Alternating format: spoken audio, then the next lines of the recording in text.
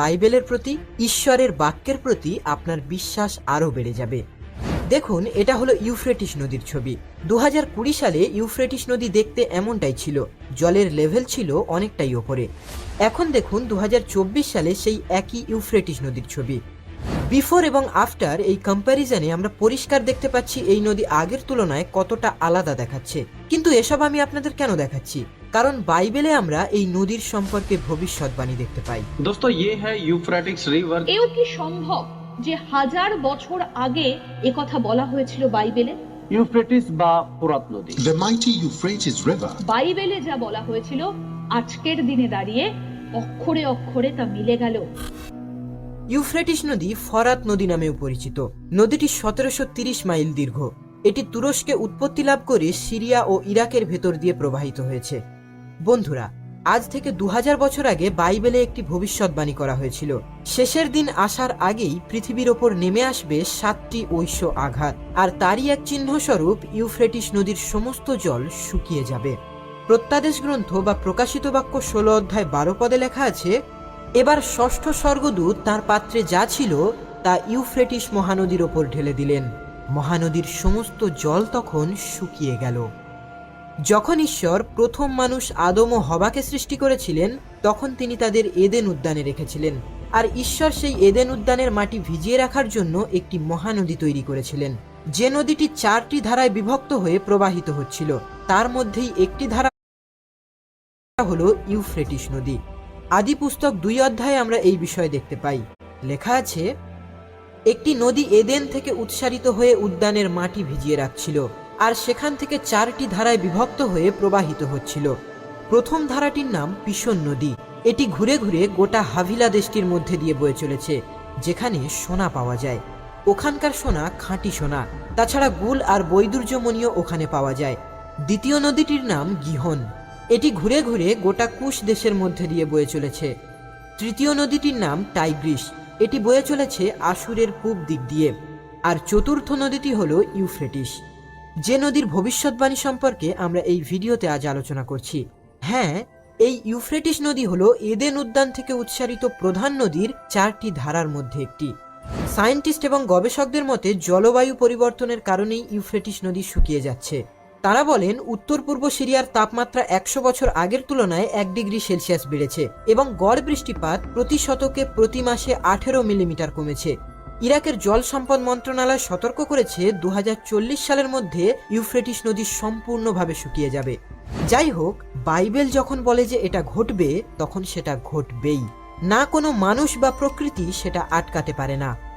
চলুন ইউফ্রেটিস নদীর শুকিয়ে যাওয়া সম্পর্কে একটু বিস্তারিত ধারণা আপনাদের দিই। দেখুন, এটা হলো 23শে মার্চ 2021-এর ইউফ্রেটিস নদী। এখানে যে টাওয়ারটি রয়েছে সেখানে জলের লেভেল লক্ষ্য করুন। এবার দেখুন 19শে অক্টোবর 2021, মাত্র 7 মাস হতে না হতেই জলের লেভেল কতটা নিচে নেমে গেছে। এবার 15ই আগস্ট 2023-এর ছবি দেখুন, কোথায় টাওয়ার আর কোথায় ইউফ্রেটিস নদীর জল। বন্ধুরা, ইউফ্রেটিস নদীর জল শুকিয়ে যাওয়া কোনো স্বাভাবিক ঘটনা নয়, বরং আমাদের আগামী দিনের জন্য এটা একটা সতর্কবাণী। যখন মিশরের রাজা ফারাও ইসরায়েলীয়দের মুক্তি দিতে চাননি, তখন ঈশ্বর মিশরের ওপর 10টি আঘাত এনেছিলেন।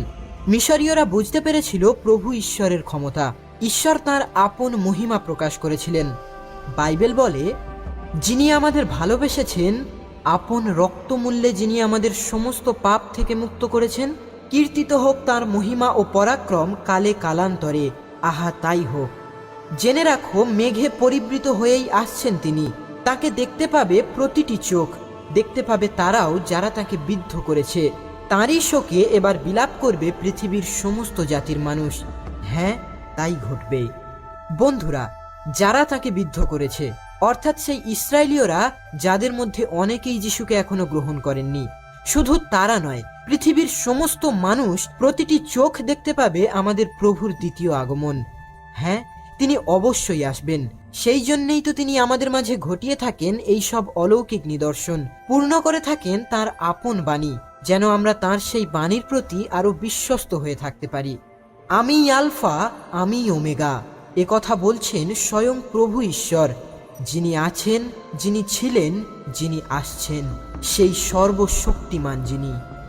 যিশু বলেছেন, নোয়ার দিনগুলিতে যেমন পরিস্থিতি দেখা দিয়েছিল, মানবপুত্রের সেই মহা আগমনের সময়েও ঠিক তেমনই পরিস্থিতি দেখা দেবে।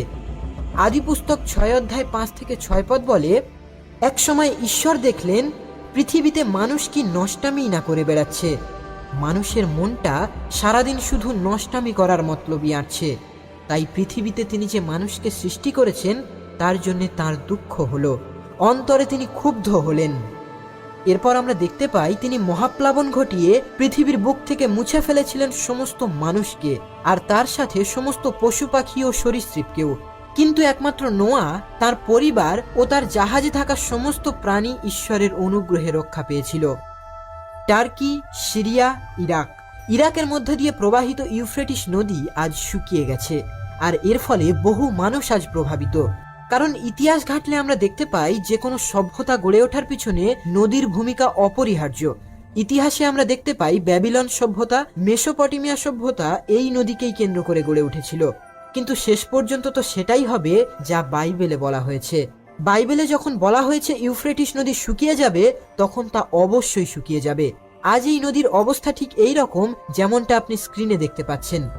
আরো একবার বাইবেল সত্য হলো, ঈশ্বরের বাক্য সত্য হলো, ঈশ্বরের বাক্য সত্য হলো, ঈশ্বরের বাক্য